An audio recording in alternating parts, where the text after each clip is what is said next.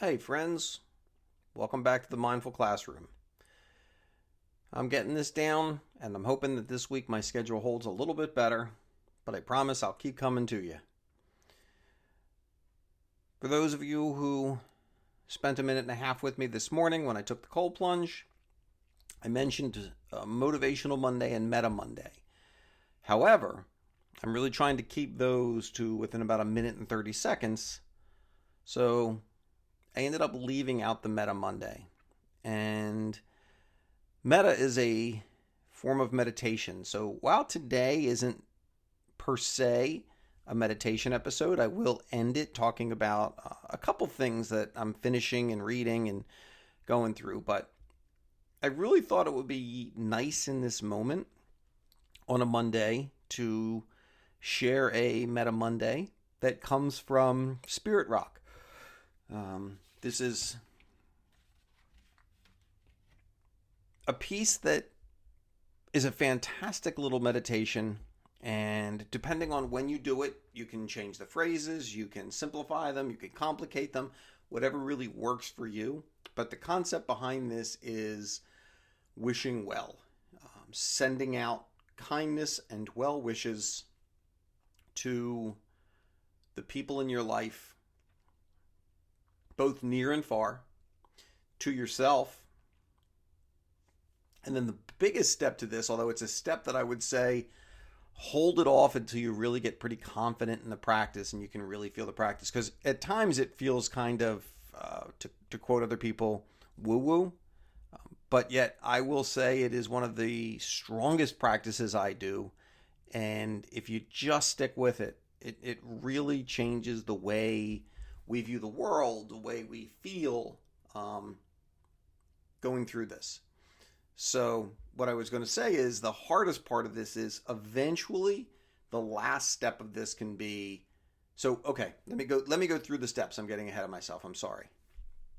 The first thing you will tend to do is, if we were doing this in the polyculture where it originates, you would first wish this loving kindness or metta to yourself. But in the West, we really tend to grapple with saying kind things and doing kind things about ourselves. So I like to do it in another format where, kind of as a warm-up, I pick somebody very close to me, my wife, one of my two children, my family sometimes as a whole, and I'll repeat this a few times for them.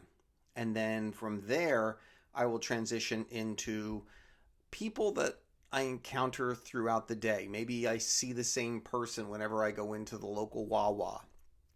I don't really know who they are, but it's somebody I have a casual acquaintance with. When I was teaching, sometimes this was some of the teachers in other hallways that I really didn't talk to as often as I should probably, but it would be something to go through with them. And then I direct it in toward myself. And then once you get really comfortable with that, maybe after a year or so, you then can start to think about somebody who annoys you, somebody who really frustrates you. In the American world, depending on what political party you belong to, maybe it's the leader of the other political party, and you really try to send well wishes and blessings to them because, even though you may not like the way somebody behaves or the way somebody talks or whatever they do, the idea in this is we send well wishes to everyone in the world. And then you can close this out with, I'm going to send out these same blessings to all living beings. So if you bear with me, I'm going to spend a couple minutes altering things a little bit. We're going to do a meditation today before we start talking about our books.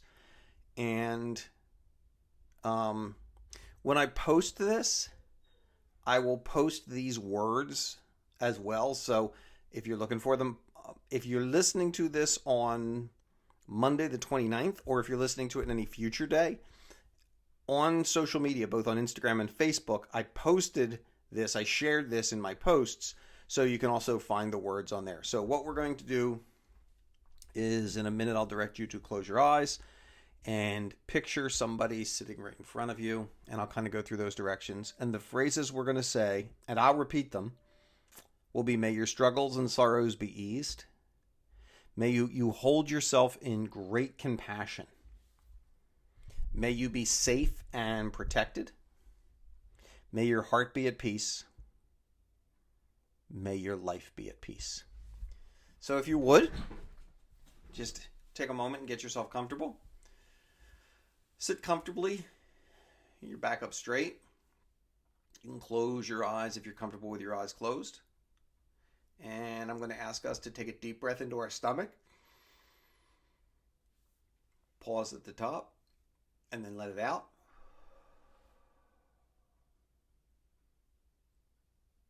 Take another deep breath into your stomach. Notice that little pause that takes place between the in and the out breath, and then let it out. One more deep breath in. And then a really deep exhale, letting all of the air out.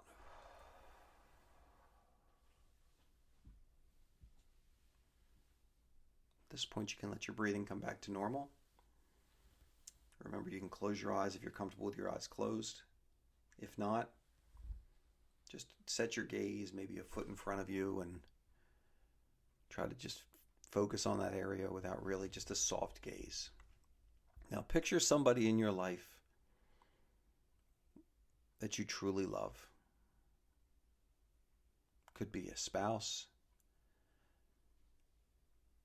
significant other, mother, father, sibling, best friend, whoever you might pick. And as you see that person seated in front of you, so kind of imagine that person and you're just looking into their eyes. And on each breath, we'll repeat these phrases. So you can say them quietly as I say them out loud. Seeing that person, may your struggles and sorrows be eased.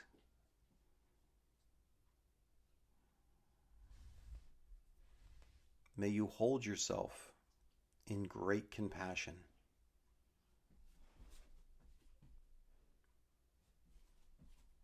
May you be safe and protected.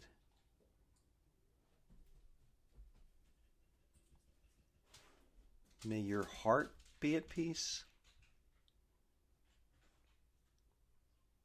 May your life be at peace.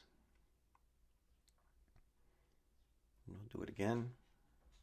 Still looking them deep in the eyes, really seeing that person in front of you. May your struggles and sorrows be eased.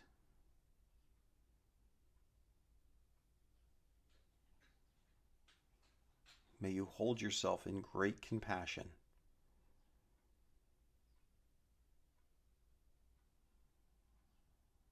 May you be safe and protected.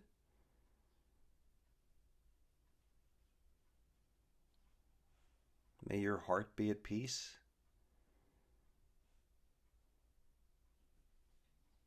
May your life be at peace. Now switch the person that you see in front of you to someone who's an acquaintance. Maybe it's someone you know their name, maybe you don't know their name. Some you encounter here and there. Perhaps the person who does your dry cleaning, a checkout person at the grocery store, the librarian who checks your books out, or just a coworker that you really don't have that much time to talk to. And seeing them sitting in front of you, just repeat the same phrases. May your struggles and sorrows be eased. May you hold yourself in great compassion.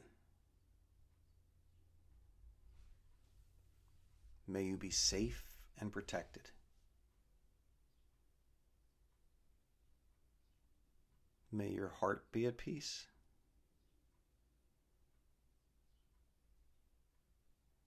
May your life be at peace. I'll go one more time. May your struggles and sorrows be eased. May you hold yourself in great compassion. May you be safe and protected.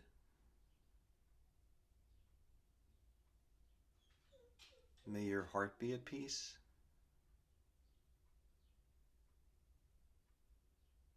May your life be at peace.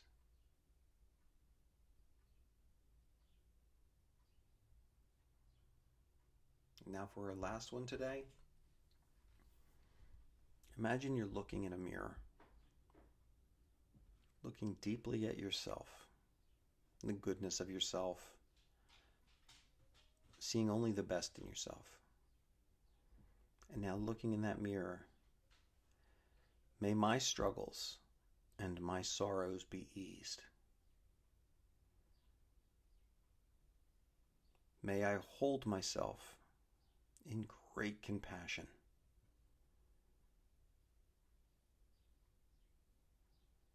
May I be safe and protected.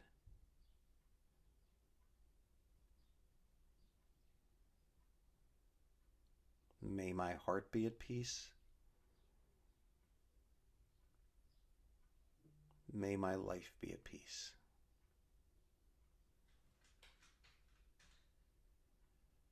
And one more time. May my struggles and my sorrows be eased.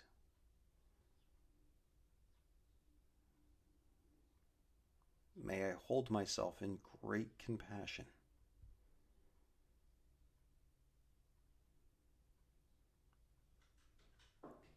May I be safe and protected.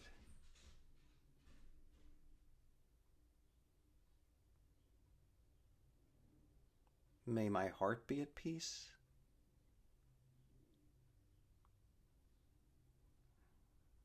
May my life be at peace.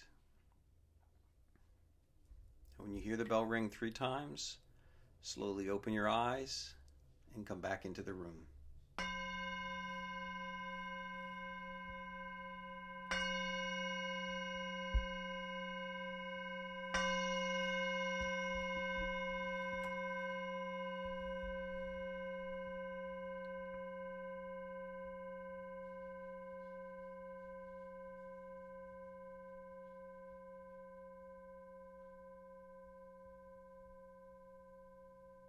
So that's the idea of a metta practice.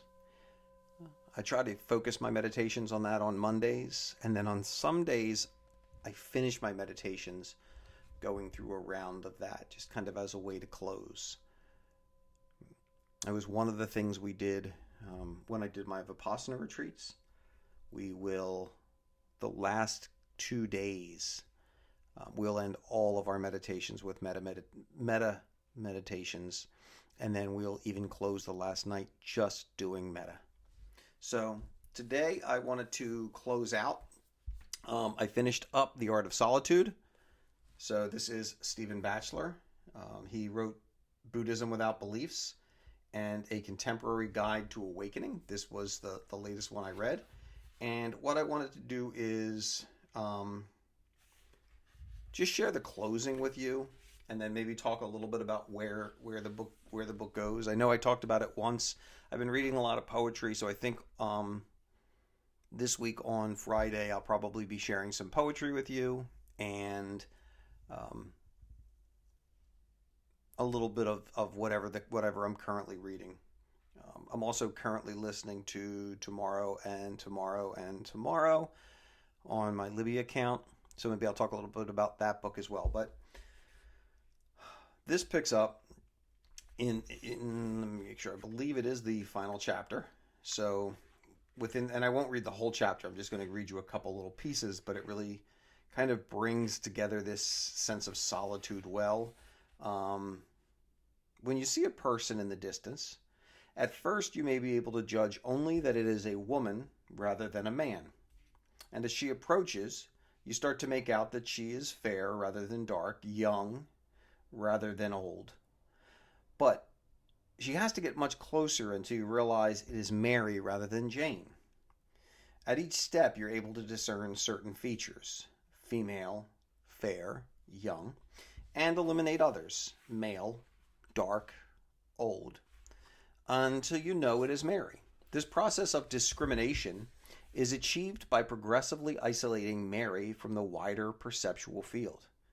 You thereby make her stand out alone, distinct from everything she is not, a unique person existing in her own right. Likewise, by withdrawing from the world into solitude, you separate yourself from others. By isolating yourself, you can see more clearly what distinguishes you from other people. Standing out in this way serves to affirm your existence. Ex, meaning out, and sistere, stand. So, liberated from social pressures and constraints, solitude can help you understand better what kind of person you are and what your life is for. In this way, you become independent of others. You find your own path, your own voice. Gautama's final instructions to his community was this: be islands to yourselves. Let yourselves be your own refuge. Let Dharma be your island. Let the Dharma be your refuge.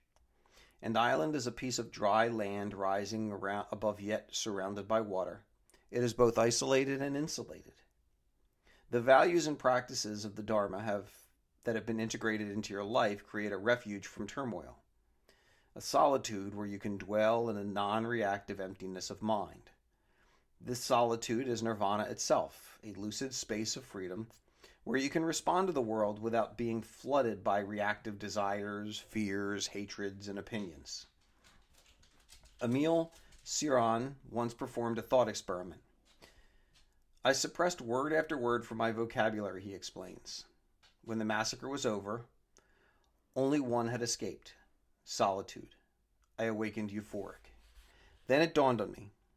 The sole means of protecting your solitude is to offend everyone, beginning with those you love. Santideva pushes this reasoning further. For him, the solitary person has to die to the world, befriending no one, begrudging no one, he writes.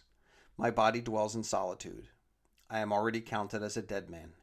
No mourners will be at my grave.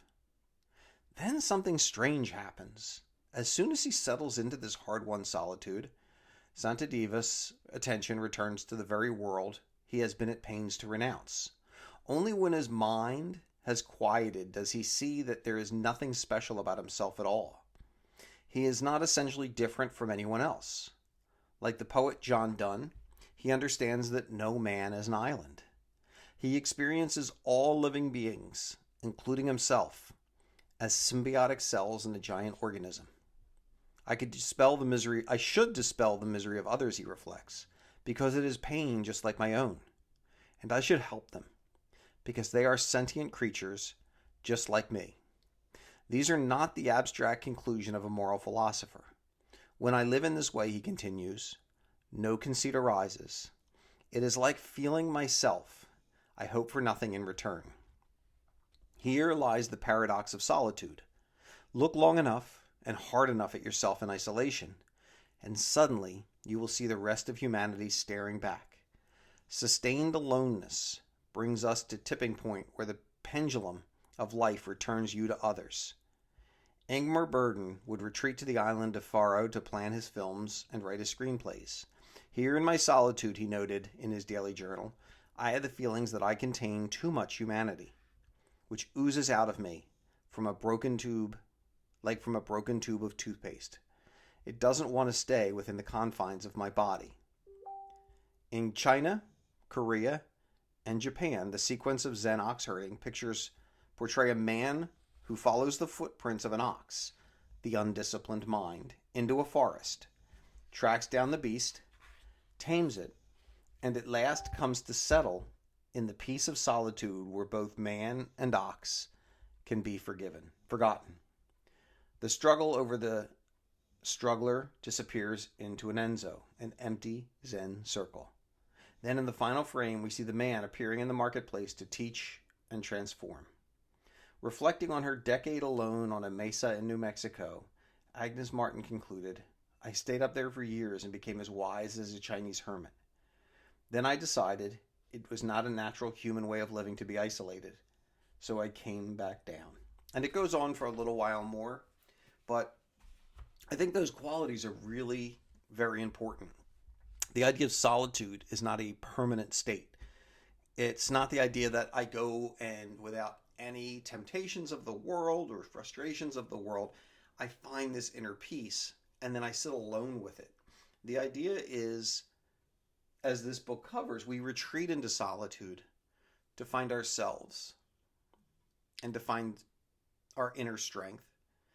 And in a weird way, to find our interconnectedness, that we are really connected to everybody around us.